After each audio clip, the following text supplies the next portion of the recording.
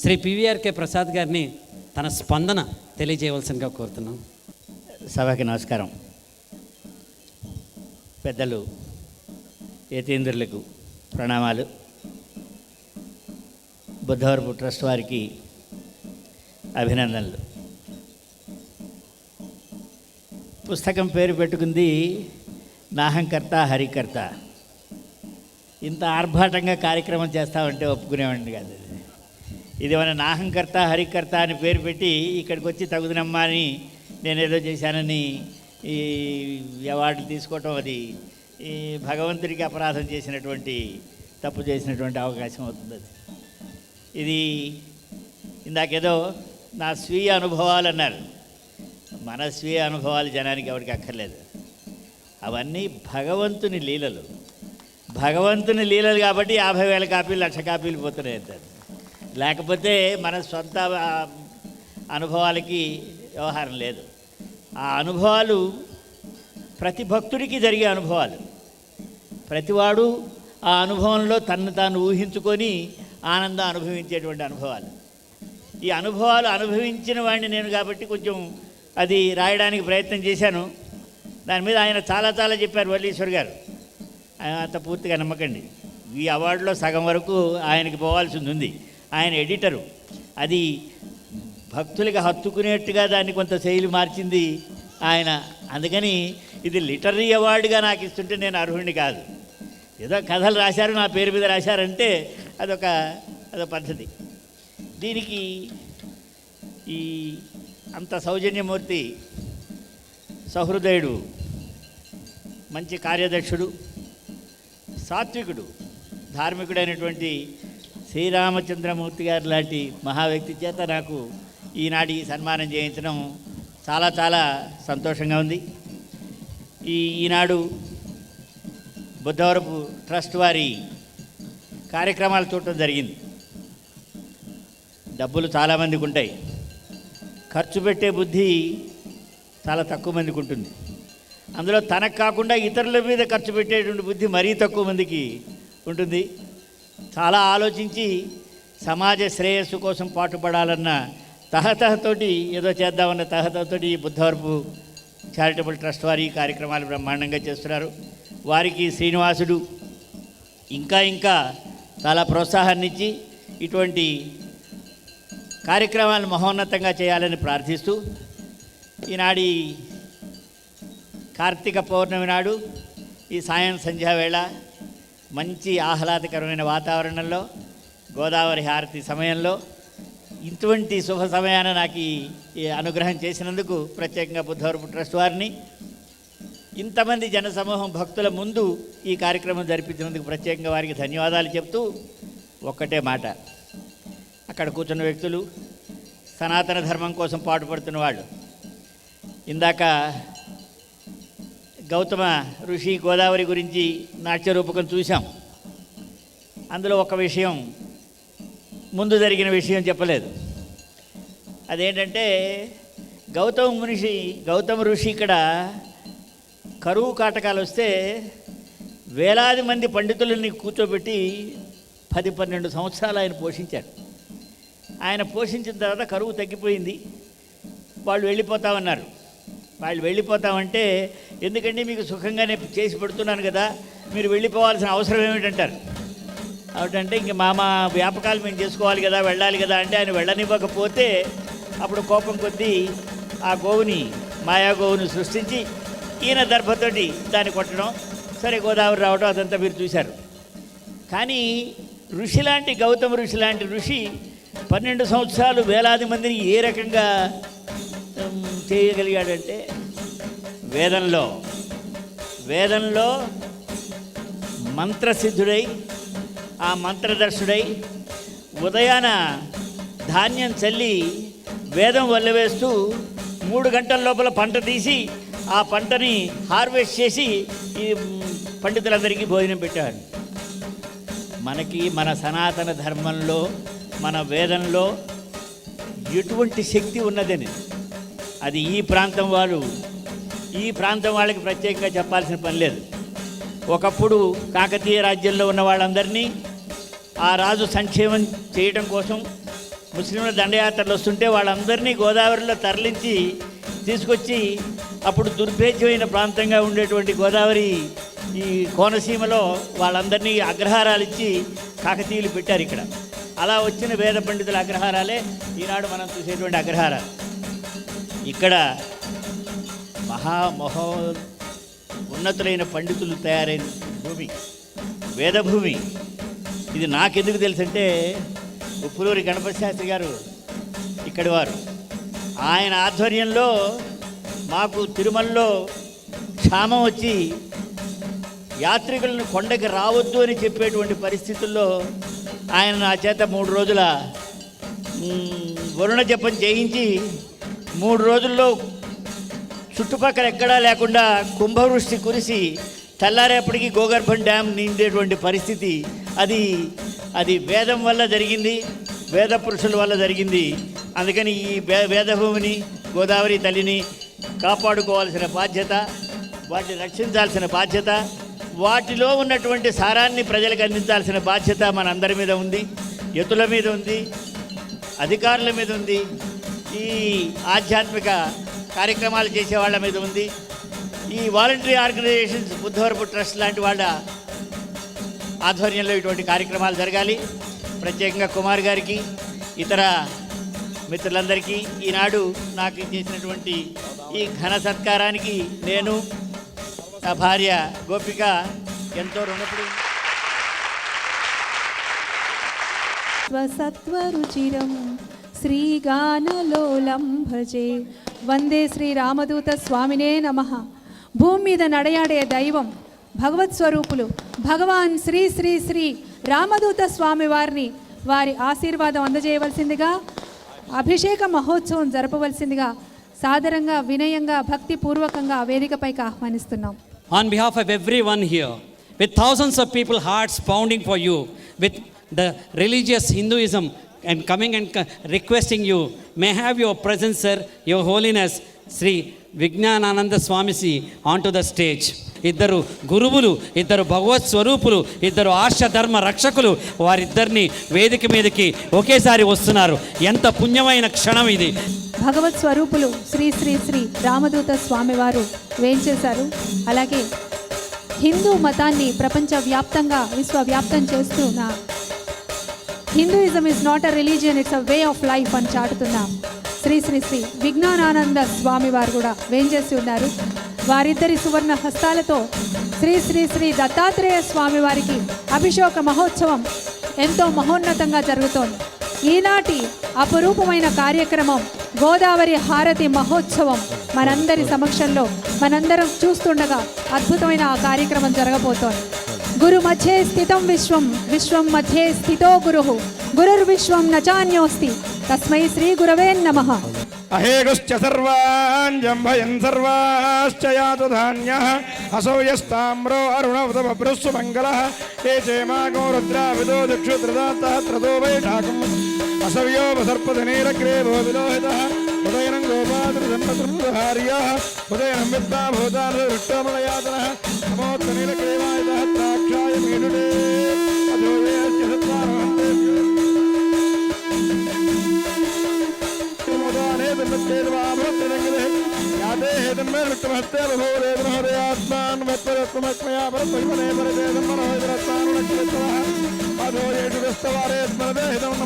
భగవన్మత్తేశ్వరాయ మహాదేవాయ సర్వేశ్వరాయ సాధువాయ శ్రీమన్మహాదేవాయ నమః. నమో హిరణ్యవాహవేదేనాన్యే శాంతిపదయే నమో నమో భవస్యేత్యై జగదాంబదయే నమో నమో రుద్రాయ ద్రావణే క్షేత్రాణాంబదయే నమో శాంతాయ ఉమామంత్రే వాణక్షాణాంబదయే నమో ఆర్యస్కరాజనే నాంబదయే నమో నమో కేర్ఖాయ కృతేనే తేనానాంబదయే నమో నమో శంకరేశ్వరానాంబదయే నమో నమో అవచరే వృద్ధేస్తాయ నాంబదయే నమో నమో జనమే వృద్ధాయ అరణ్యానామ నమో నమో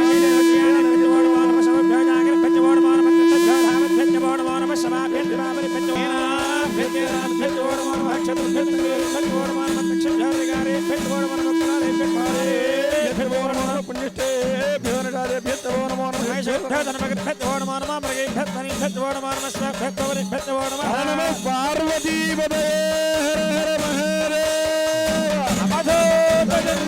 శ్రీ గురుదేవ అనగా పూర్ణ దత్తాత్రేయ స్వామి వారికి, జై. అనగా పూర్ణ దత్తాత్రేయ స్వామి వారికి, జై. శ్రీ గోదావరి మాతాకు, జై. శ్రీ గోదావరి మాతాకు, జై. గోదావరి మాతాకు. జై. నమః పార్వతీపదయే. హర హర మహాదేవ్. హర హర హర. శ్రీపాద శ్రీ వల్లభ నరసింహ గురు దత్తాత్రేయ స్వామినే నమః. అనగా పూర్ణ దత్తాత్రేయ స్వామినే నమః. పంచాభిషేకోస్తు, పంచామృతాభిషేకోస్తు, సామ్రాజ్య పట్టాభిషేకోస్తు, కనకాభిషేకోస్తు.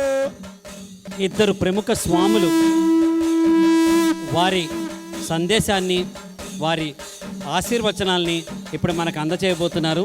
శ్రీ విజ్ఞానంద స్వామి వారిని మాట్లాడవలసిందిగా కోరుతున్నాం. వీరు ఐఐటి చదివిన తర్వాత ఉద్యోగం వ్యామోహంలోకి వెళ్ళక కేవలం ఆర్షధర్మ సంరక్షణ కోసం 3 సార్లు భారతదేశం మొత్తం కాలి నడక మీద వెళ్ళొచ్చిన మహానుభావులు. 66 దేశాల్లో మన హిందూ మతం పరిరక్షణ చేస్తున్న గొప్ప వ్యక్తి ఆయన. May on behalf of everyone request you sir to speak few words about give blessings to everyone who is present here on this auspicious occasion of Godavari Harati. First, I thank all the organizer and devotee present here and a student who perform during this sacred occasion of this Kartik Purnima Godavari Utsav. 100 years ago, people used to blame the Western world especially the rationalist, people used to blame us. We Hindu worship tree, we worship a stone, we worship river. And they used to blame us that we are primitive, backward. 100 ఏళ్ల క్రితం అందరూ మన్ని చాలా blame చేసేవాళ్ళు, మన మీద అపవాదులు వేసేవారు. మనం చెట్టను పూజిస్తామని, రాళ్ళను పూజిస్తామని, వీటిని పూజిస్తామని. And what happened in the last 100 years, they destroyed their environment,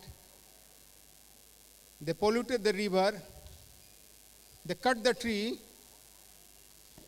and now you can see the impact of those things in the name of global warming, devastation, and everything. ఇప్పుడు ఏం జరుగుతోంది అంటే చెట్లను నరికేస్తున్నారు, తర్వాత మొత్తం పర్యావరణం అంతా పాడు చేసి ఈరోజు అంతర్జాతీయంగా గ్లోబల్ వార్మింగ్ అని మన మీద వేసి ఈరోజు జరుగుతున్న ఈ వేడికి కానీ పర్యావరణ రక్షణ చేయలేకపోవడం కానీ మీరందరూ చూస్తున్నారు. 20 years ago, there was an Earth Summit in Rio de Janeiro. How to save this planet Earth. One of our scholars presented there only the Prithvi Shukta of the Atharved.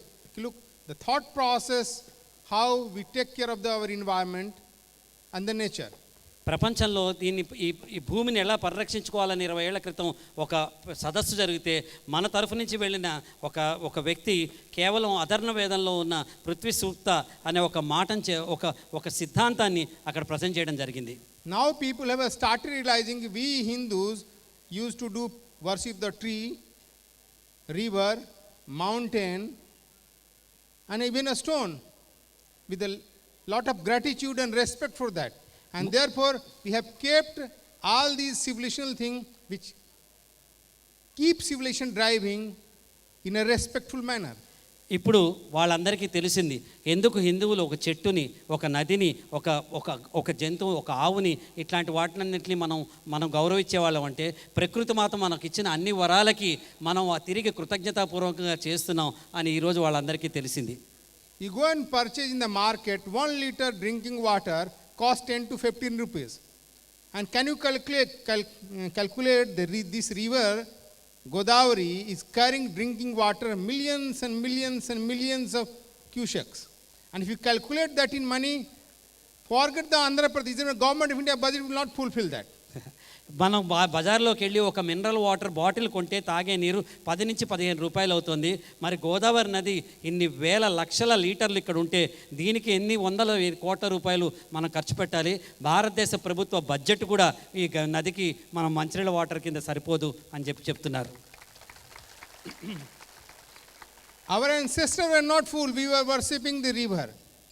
This is the matter of gratitude. Yeah? This river, there is a saying, river never drink their own water, only offering to the world. Even living beings in the fish, human beings, tree, every being is nourished by these rivers.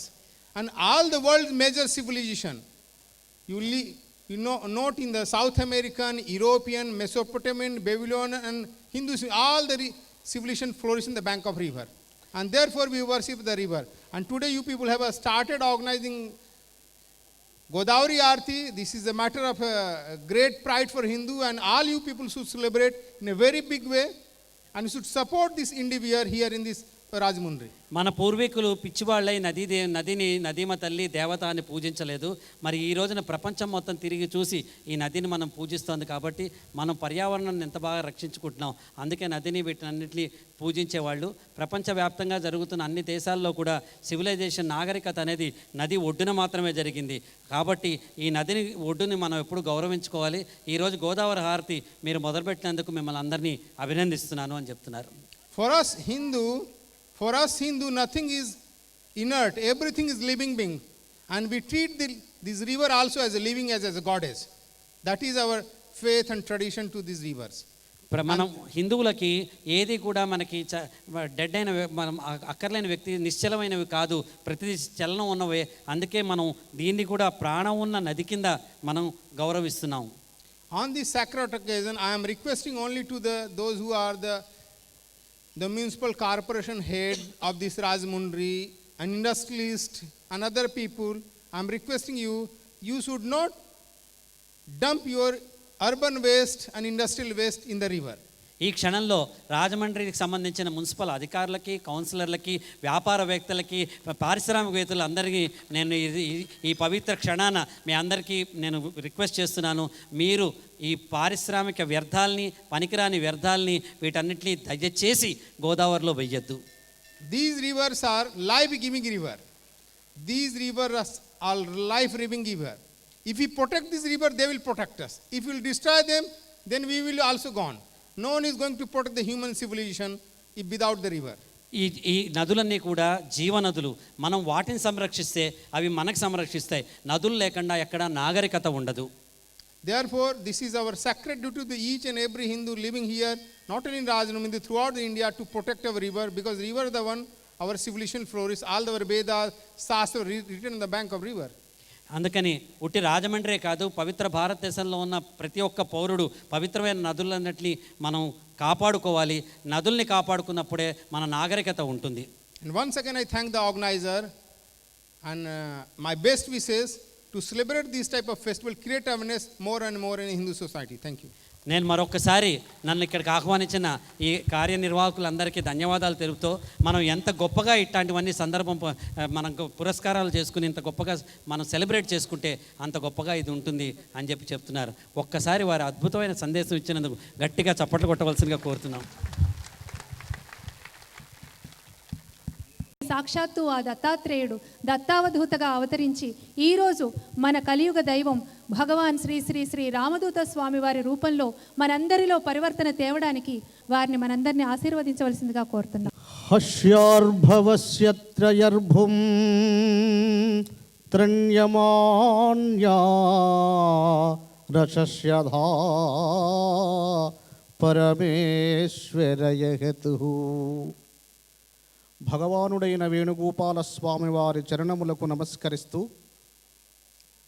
ఇచ్చట ఉన్న అనేక జీవరాశులే కాక స్థావర జంగమాది భూతములు సహా దంపతులు సమస్త మానవాళికి పూర్ణాయుష్యవంతులై, పూర్ణారోగ్యవంతులై, దంపతులు సుఖులై, అఖండ విజయోన్ముఖులై, ధర్మనిర్మితులై, సత్యవాక్పరిపాలకులై వర్ధిల్లెదరుగాక. శుభప్రదం. కార్తీక మాసం పౌర్ణమి. ఈ కార్తీక మాసమందే పౌర్ణమి అందే అగ్నిని, జ్యోతిని దర్శిస్తారు. రోజు మనం ఇంట్లో చూస్తుంటాం వెలుగు, ప్రతి వంట వెలుగుతోనే చేసుకుంటాం. అక్కడ లేని గొప్ప విషయం ఈ కార్తీక మాసమందు పరమేశ్వరునికి సంబంధితమైనటువంటి సమయమున నదీ జలాలపై దర్శించడం కొరకు చాలామంది కుతూహలపడతారు, చాలా శక్తివంతంగా భావిస్తారు. దీనికి ఒక ప్రత్యేకమైన చరిత్ర ఉన్నది. సాగర మదనము జరిగినప్పుడు అనేకాలు ఉద్భవించబడ్డాయి సముద్రంలో. అనేక శుభాలు, లోకాలను కాపాడి రక్షించేటువంటి మహాశక్తులు ఎన్నో ఉద్భవించబడ్డాయి. దానికి ప్రధానంగా ముగ్గురే మూర్తులు నిలబడి ఉన్నారు: ఈశ్వరుడు, బ్రహ్మ, పరమేశ్వరుడు, విష్ణువు. అందులో అలాహలము జనించింది. సముద్రములను, గాలిని, భూమిని, సమస్తములను హరింపజేయు శక్తి దానికి ఉంది. అందులో ఉద్భవించబడినవన్నీ తీసుకున్నారు అందరూ. హలాహలాన్ని ఎవరు తీసుకుంటారు? గాలిని నశింప చేయగలిగింది హలాహలం, నీటిని హరింప చేయగలుగుతుంది. అందరూ భయపడిపోతున్నారు. ఒక్కసారి సముద్రం నుంచి పైకి వచ్చేస్తే సమస్త ప్రాణులు కోల్పోతున్నాయి. ఆ గాలి కూడా కోల్పోతుంది. గాలిలో కూడా విషప్రయోగం జరుగుతుంది. అందుకే ఈశ్వరును మహాదయాశంకరుడని పేరు కన్నారు. ఈశ్వరునిపై అందరూ ప్రత్యక్షంగా ఆయన వెంట వెళ్ళి నమస్కరించి ఆయన్ని వేడుకొనగా అట్టి పరమేశ్వరుడు ఆ హలాహలాన్ని తీసి కంఠంలో అమర్చుకున్నాడు. నీటి యందున కానీ, గాలిలో కానీ, భువి యందున కానీ, పృథ్వీలో కానీ మరుచోట లేకుండా తను కంఠంలో అమర్చుకున్నాడు. అయితే అంత గొప్ప హలాహలము కంఠంలో ఉంటుందా? కంఠంతో కూడా కమిలి నల్లగా వెళ్ళి చర్మముతో కూడా ఊడి బయటపడబోతుంది.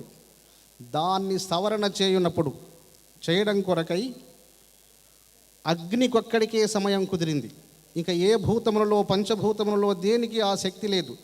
ఈశ్వరునిలో ఆ శక్తిని నిక్షిప్తము చేయదలిచింది అగ్ని ఒక్కటే. అగ్ని ఈశ్వరుడును దహింప చేయటం ప్రారంభం చేసింది. అది కార్తీక మాసం. ఈ మాసంలో 40 రోజులు ఈశ్వరుడు అగ్నిలో దహించబడ్డాడు. ఆ హలాహలాన్ని ఈశ్వరుడు ఎంతవరకు తీసుకున్నాడో అగ్ని కూడా అదే తీసుకుంది. ఈ రెంటిని తీసుకొని దహించబడుతున్న సమయంలో పౌర్ణమి, చంద్రుని 16 కళలు వారిద్దరిపై వాలాయి. సమస్త దోషాలను హరింపచేయగలిగిన అగ్ని, ప్రకృతిని కాపాడదలంచిన పరమేశ్వర శక్తి, హలాహలాన్ని తీసుకున్న శక్తి, ఇవి రెండు ఎక్కడ జరిగాయి? సముద్రం పైన జరిగాయి, నీటి పైన జరిగింది. ఆ రోజు ఆ దహించబడే అగ్నిని, పరమేశ్వర శక్తిని, పౌర్ణమి నాటి చంద్రుని, ఈ ముగ్గురిని దర్శించినటువంటి ప్రతి ప్రాణికి శుభం జరిగింది. కోటి దోషాలను హరింపజేసే శక్తి అందులో ప్రవేశించబడినది. ఆ తరువాత త్రిముఖ దత్తాత్రేయ స్వామి త్రయంబకేశ్వర శక్తిని ధారపోసి గోదావరి మాతను ఉద్భవింపజేశాడు. ఈ లోకాన్ని రక్షించి కాపాడదలంచునకు చేసిన పాపములను, దోషములను, అశరీర గ్రహములను, సమస్త దోషములను హరింపజేసే మహాదివ్య శక్తి మృత్యుహరిణి గోదావరి మాత. ఈ పౌర్ణమి రోజున పరమేశ్వరుని అనుగ్రహాన్ని తీసుకుంటూ నదిలో వెలుగును చూస్తే మన దోషములు కూడా తప్పనిసరిగా హరిస్తాయి. అందుకే నదిలో వెలుగును చూస్తాం. అయితే ఊరికే చూసిపోతే హరించబడవు. కొంతమంది మహిళమూర్తులు 40 రోజులు దీక్షలు చేస్తారు ఈ మాసంలో. గొప్పగా చదువుకునే విషయం తెలిసిన వారు చాలామంది దీక్ష చేసి, ఉపాసన చేసి, ఈ పౌర్ణమి రోజు గంగలో వెలుగును చూస్తూ ఆనందంగా నమస్కరించుకొని సమస్త దోషములను హరింప చేసుకొని తన మనోభిష్టములను నెరవేర్చుకుంటారు. పరమేశ్వర శక్తి, అగ్ని శక్తి, పౌర్ణమి శక్తి, కార్తీక మాసం, గోదావరి శక్తి అన్నీ కలిసి ఈ ప్రాంతంలో ఉండడం అనేది మనందరం చేసుకున్న పూర్వజన్మ సుకృతమే గాక ఈ భూమికే ఒక గొప్ప విశేషం ఉన్నది. కనుకనే అటువంటి భాగ్యం ఇక్కడ కలిగినది. దానిలో రాజమహేంద్రవరము చాలా విశేషమైనటువంటి వారు. ఈ నీరు తాగిన వారు, ఈ నీటిలో జన్మించిన వారు ప్రపంచమంతా ప్రఖ్యాతగాంచుతున్నారు. ఇది మీరందరూ గుర్తుపెట్టుకోవలసిన విషయం. ప్రతి సంవత్సరం నియమనిష్టలతో, భక్తి విశ్వాసాలతో, ఏదో విలాసంగా కాకుండా పరమేశ్వర శక్తిని, అగ్ని శక్తిని, ఈ గోదావరి మాత శక్తిని ప్రతి ఒక్కరూ భక్తి విశ్వాసాలతో దర్శించండి. మీరనుకున్న కార్యములు నిర్విఘ్నంగా నెరవేరుతాయి. శుభం శుభం. ఇది దర్శించిన అనంతరం దత్తాత్రేయ స్వామి అనుగ్రహంతో తపస్సుతో ఉద్భవించిన గంగలు గనుక త్రిముఖ దత్తాత్రేయ స్వామి వారి దివ్య అనుగ్రహం ఫలమూరని ప్రాంతంలో దేవాలయం నిర్మించబడి ఉన్నది సిద్ధుల చేత. అక్కడ సిద్ధులు సంచరిస్తూ ఉన్నారు. ఈ వెలుగును దర్శించిన వారు తప్పనిసరిగా ఈ మాసంలో త్రిముఖ దత్తాత్రేయ స్వామి వారి సన్నిధికి వెళ్ళి అభిషేకం చేసి నమస్కరించుకోండి. కనుకనే ఇప్పుడు త్రిముఖ దత్తాత్రేయ స్వామి వారికి అభిషేకం చేసింది. అందరూ గుర్తుంచుకొని ప్రతి సంవత్సరం ఈ వైభవాన్ని ఎవ్వరూ పోగొట్టుకోగాకండి. అందరూ శుభ ఫలితాలను పొందండి. శుభం శుభం శుభప్రద.